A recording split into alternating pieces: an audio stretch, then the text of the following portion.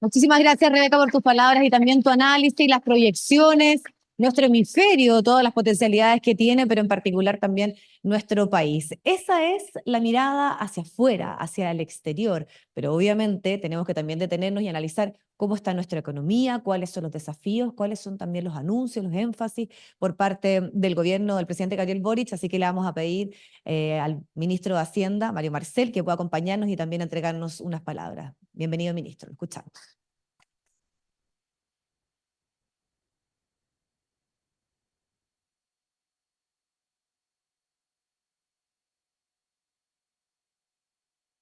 Llegado un poco antes para alcanzar a escuchar a Rebeca, que siempre nos trae datos y desafíos muy importantes y mensajes muy potentes para todos y especialmente en este encuentro con inversionistas extranjeros en Chile. La última vez que tuvimos esta reunión fue hace 2 años atrás y por entonces había muchísimas cosas por hacer. Hace 2 años atrás les dijimos que teníamos tareas importantes que cumplir en términos de estabilizar la economía, reducir la inflación. Teníamos claro que había un desafío en materia de crecimiento a largo plazo. Había algunas ideas sobre la mesa, pero en estos 2 años hemos trabajado muchísimo en términos de traducir esto en una agenda concreta de política basada justamente en análisis como lo que le escuchábamos recién a Rebeca. ¿Dónde están nuestras ventajas comparativas en relación a lo que está ocurriendo hoy día en el mundo y lo que va a estar ocurriendo en los próximos años?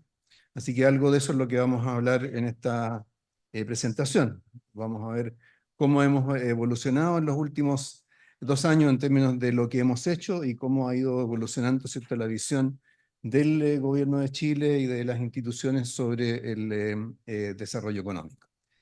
Yo creo que lo primero que es claro es que viniendo todos de la crisis del COVID-19, de una manera u otra todos los países heredamos una serie de desafíos a partir de allí.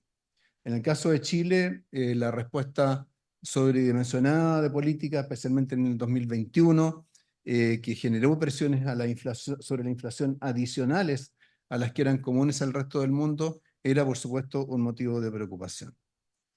2 años más tarde, la economía chilena ha superado los desequilibrios que generaron el estallido social, la pandemia y las respuestas sobredimensionadas de política. La actividad económica ya ha superado su máximo histórico, pero lo ha hecho en un contexto de estabilidad y de inflación muy cercana a la meta de política del Banco Central. Este ajuste, que fue importante, ¿cierto?, porque significó reducir la inflación desde 14% hasta la cifra de entre 3 y 4% que tenemos hoy día, se hizo, sin embargo, sin caer en una recesión, que era una preocupación que muchos podían tener. Y lo hizo porque el ajuste que siguió la economía chilena fue eficiente, dado que se concentró allí donde los desequilibrios se habían originado, es decir, en la demanda interna y en el consumo privado en particular.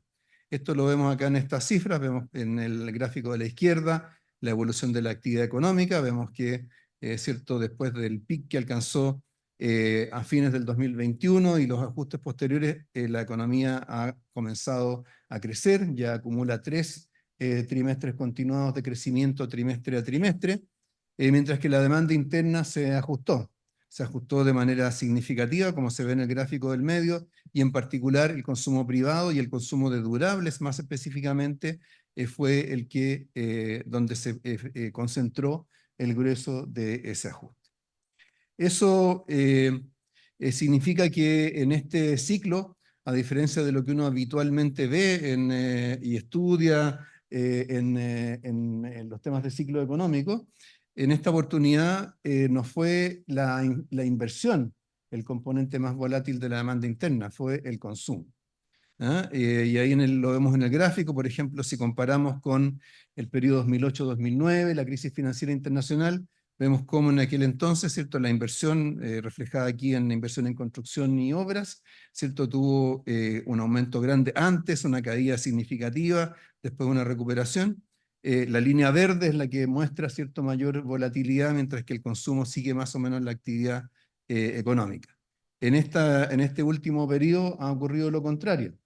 la inversión ha sido más estable y el consumo, que se sobreexpandió en su momento, fue el que se contrajo. Entonces, lejos de lo que muchas veces se discute en Chile no ha habido un colapso de la inversión ha soportado bastante bien el ajuste, pero por supuesto ahora cuando ya nos enfrentamos a una etapa ya de crecimiento pasa a ser muy central en la evolución de la economía. Aquí está en este gráfico está lo que ha ocurrido con la inflación. Vemos cómo está, ¿cierto? Alcanzó esos máximos que mencionaba en agosto del 2022. Hoy en día se ubica en el 3,5%. Probablemente, ¿cierto? En lo que resta del año vamos a ver probablemente un comportamiento más moderado de lo que se esperaba por la apreciación del tipo de cambio, que es un tema que vamos a comentar dentro de un momento. Con esto entonces, si la economía ha estado creciendo desde julio del año pasado, esta lo ha estado haciendo a un ritmo del orden del 0,3% mes a mes. ¿Ah? Y eso equivale más o menos a un 3,5% llevado, ¿cierto?, a la escala anual.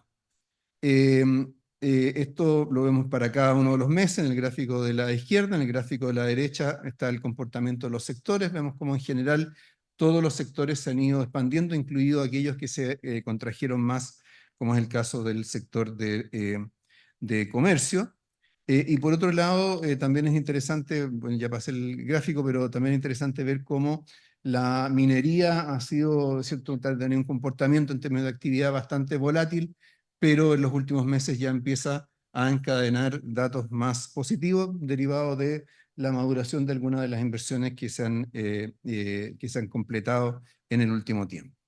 En el caso del mercado del trabajo, el empleo asalariado hoy día no solo supera los niveles previos a la pandemia, sino que en términos de porcentaje de la población, de la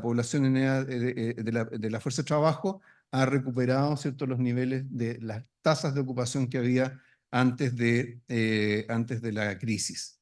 Y lo que sí está por debajo es el empleo no asalariado, entre otras cosas porque los trabajadores que tienden a ocuparse más en el sector informal, como son los trabajadores jóvenes y los mayores, no han vuelto al mercado del trabajo a los niveles que tenían previos a la crisis. De manera que si juntamos un conjunto de indicadores del mercado del trabajo, vemos que así como la economía tuvo su punto de inflexión en términos de actividad en junio, julio del año pasado, en el caso del mercado del trabajo eso ocurrió por ahí por el mes de octubre, con los rezagos validando, ¿cierto?, los rezagos que son habituales en los ciclos económicos.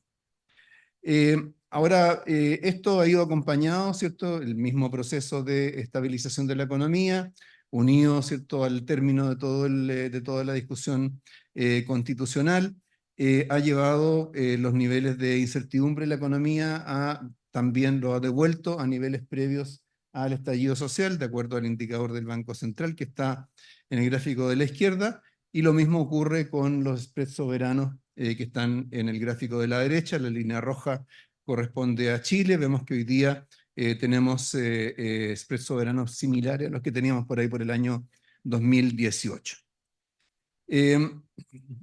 Por su parte, lo que nos toca a nosotros más de cerca en el Ministerio de Hacienda, como es la política fiscal, como sabemos, en el 2022 se hizo un gran esfuerzo por consolidar la situación fiscal, el gasto público se redujo en 23%, tuvimos pues, después de muchos años balances positivos, tanto en el balance efectivo como en el balance estructural. Tuvimos, claro, en parte nos ayudó algún viento de cola, derivado del comportamiento mismo de la inflación, el precio del litio, pero el proceso de consolidación fiscal continúa, y eso, como vemos en el gráfico de la derecha, significa que esta tendencia creciente que había tenido la deuda pública durante 15 años ya se ha ido moderando y nos acercamos a un punto de estabilización con una distancia bastante saludable respecto del límite prudencial de 45% del producto que hemos incorporado a nuestra regla de política fiscal. Entonces, esa regla de política fiscal que tiene ya 23 años de aplicación en Chile, nos está siendo útil para, ¿cierto?, también enfrentar y ir conduciendo la economía hacia lo que nos importa, que es ¿cierto? sus perspectivas de crecimiento, de fortalecimiento en el futuro. Y aquí entonces nos aproximamos a lo que son los desafíos de la reactivación este año y el siguiente. Para el 2024 estamos proyectando un crecimiento del 2,7%. Actualizamos nuestras proyecciones hace 2 días atrás en el informe de finanzas públicas. Esa actualización en buena medida recoge todo lo que ha sido el comportamiento efectivo de la economía durante el primer trimestre y también cómo han ido evolucionando una serie de variables en favor de la economía chilena. Particularmente los términos de intercambio están mejorando de manera significativa, liderados por supuesto por el precio del cobre, también la recuperación de la actividad económica mundial nos está ayudando, por otra parte tenemos una economía en la cual las restricciones financieras, que fueron muy estrictas, especialmente el año anterior, se van a ir liberando, ¿cierto?, en la medida que vaya avanzando la normalización de la política monetaria. Pero ¿por qué podemos crecer al 2,7 si se dice que el crecimiento tendencial de la economía chilena está más cerca del 2%? Porque en estos años se acumularon ciertas holguras que todavía se pueden ocupar para poder crecer por encima de esa cifra. Eso lo vemos tanto en las brechas de actividad respecto del comportamiento más tendencial de la economía, en la tasa de desocupación y en el uso de capacidad del sector industrial de acuerdo a las encuestas que se aplican en el sector. Entonces con esto vemos cómo se han ido alineando las proyecciones de actividad para este año, se han ido alineando en torno al 2,5%, ese es el promedio, es el promedio de las expectativas de acuerdo a las encuestas que aplica el Banco Central. Se han ido acercando a la que el Ministerio de Hacienda tenía desde septiembre del año pasado, que es el punto rojo en este gráfico, y ahora, como mencionaba, para mayo del 2024 tenemos este incremento al 2,7% que ha incorporado el Ministerio de Hacienda en sus proyecciones. Entonces, las perspectivas para la economía para este año son considerablemente más positivas. Por supuesto, no es el crecimiento que teníamos en los años 90. Hoy en día hay muy pocos países que crezcan a esa velocidad y mucho menos países que tengan el nivel de ingreso per cápita de Chile. Pero eso es suficiente para colocarnos por encima del promedio de crecimiento que va a tener este año países con los que acostumbramos compararnos, países de América Latina, países emergentes y países desarrollados con una base importante productiva en recursos naturales. Aquí lo estamos comparando con Argentina, Sudáfrica, Nueva Zelanda, Colombia, Canadá, Australia, Brasil, Perú, etc. Eso también significa que el ingreso per cápita va a crecer, va a acelerar su crecimiento después, ¿cierto?, de las caídas que tuvo durante la crisis. Y vemos que al mismo tiempo se va activando los planes de inversión en nuestra economía. El catastro de inversiones que elabora la Corporación de Bienes de Capital ha tenido un cambio muy importante en los últimos 12 meses. En marzo del 2023, para el periodo 2024-2027, ese catastro arrojaba un total de inversiones de 5.400 millones de dólares. Hoy día, un año más tarde, para el mismo periodo 2024-2027, ese catastro es de prácticamente 19.000 millones de dólares. Y gran parte del incremento corresponde a inversión minera.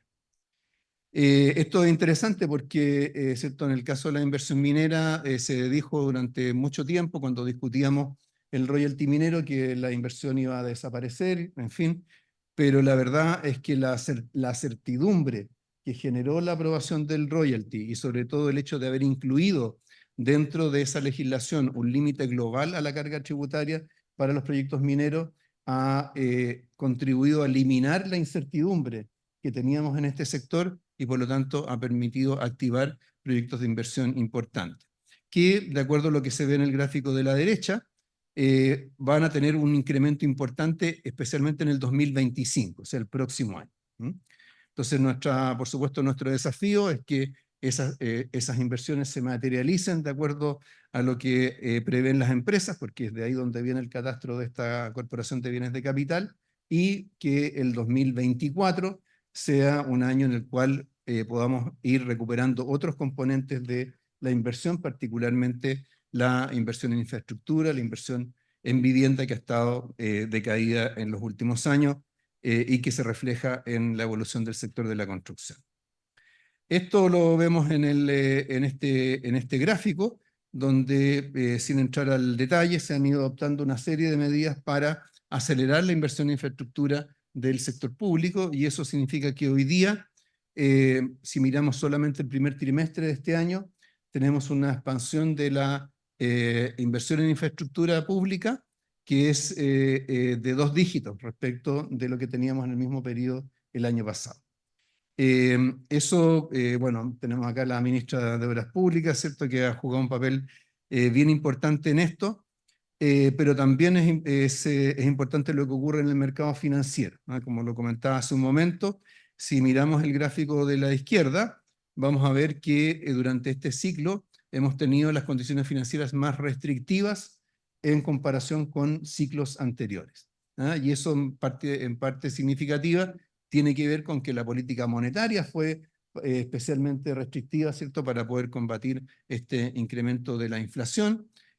Tuvimos al mismo tiempo la aplicación de las normas de Basilea, o avanzamos en la aplicación de las normas de Basilea, mayores requerimientos de capital de la banca, pero ahora que ya que ya se va normalizando la política monetaria, que vamos avanzando en el cumplimiento de las normas de Basilea y sobre todo que va reduciéndose la incertidumbre, deberíamos ir acercándonos a una etapa de mayor reactivación del crédito. Eso, posiblemente algo de eso quizás está reflejado en esa última vueltecita de las colocaciones comerciales de vivienda en relación al PIB no minero que se ve en el gráfico de la derecha. Acá está la evolución de la tasa de política monetaria del Banco Central y las tasas de interés de mercado. Vemos que, por cierto, la política monetaria ya ha avanzado de manera importante en su normalización, pero que todavía le queda bastante camino por recorrer. Porque si vemos la línea roja, que es la tasa de política monetaria real ex ante, vemos que está prácticamente en los niveles que tenía en el año 2009, en plena crisis financiera internacional. O sea, todavía tenemos una tasa real relativamente alta. Ahora, esto ha sido suficiente por ahora para ir reduciendo las tasas de interés para créditos comerciales, algo en crédito de consumo, y el crédito hipotecario es el que ha sido más reticente a ajustarse a las nuevas condiciones. Esto, ¿cierto?, tiene que ver con el 2024, el 2025, pero por supuesto que nos importa lo que pase más allá de ese horizonte, porque eso es lo que va a determinar, ¿cierto?, la capacidad, las cosas que hoy día hagamos en materia más estructural respecto de la economía, va a determinar nuestra capacidad de crecimiento en los años siguientes. Y para eso hemos estado trabajando en este Pacto por el Crecimiento Económico, el Progreso Social y la Responsabilidad Fiscal, también conocido como Pacto Fiscal, que ha significado identificar en un diálogo con distintos actores 36 medidas de impulso al crecimiento, 12 iniciativas de reforma al Estado, 30 medidas para mejorar el cumplimiento tributario y, por supuesto, el destino de esos recursos en gastos sociales particularmente relevantes para la población, como son pensiones, salud, cuidados y seguridad ciudadana. Ya bueno, el ministro Grau seguramente les va a comentar sobre lo que se está haciendo en materia de permisos para inversiones. Hay que decir que dentro del pacto fiscal tenemos varias iniciativas en esa materia. Está la racionalización de los permisos ambientales, el proyecto sobre permisos sectoriales, el proyecto marco sobre de permisos sectoriales no ambientales. Tenemos también para presentar en los próximos días indicaciones al proyecto sobre concesiones marítimas, sobre hallazgos arqueológicos y sobre permisos municipales. Pero para dejarlo claro, nuestro objetivo es reducir en 1/3 el tiempo de tramitación de permisos para inversión. ¿Ah? Y eso, por supuesto, tiene un impacto importante sobre la inversión, no solamente porque implica adelantar inversiones que se habrían demorado más, sino que también porque en términos del retorno del retorno de una inversión, este también mejora, dado que los plazos extensos para aprobar una inversión tienen, por supuesto, un costo económico y financiero relevante. Pero junto con esto, el país, como lo explicaba Rebeca, Chile tiene oportunidades de desarrollo productivo que no tenía durante muchos años. Nosotros estamos acostumbrados a pensar la economía chilena como una economía minera, cuyas exportaciones se concentraban en la actividad minera, dependiente de la importación de hidrocarburos, por lo tanto también muy vulnerable a la evolución de los precios internacionales de los combustibles. Eh, pero hoy en día ese escenario está cambiando producto de los cambios que están ocurriendo en la economía mundial. Y esos cambios en la dirección de reducción de emisiones y una serie de otros compromisos de carácter ambiental que se han suscrito, el avance, ¿cierto?, de la economía digital, están abriendo horizontes muy distintos para la economía chilena. Hoy día, por ejemplo, en términos de producción minera, producción de cobre, Chile, a raíz de estos proyectos de inversión que se han ido activando y los planes de producción de las empresas, está en condiciones de incrementar en cerca de 1 millón de toneladas su producción de cobre de aquí al 2026.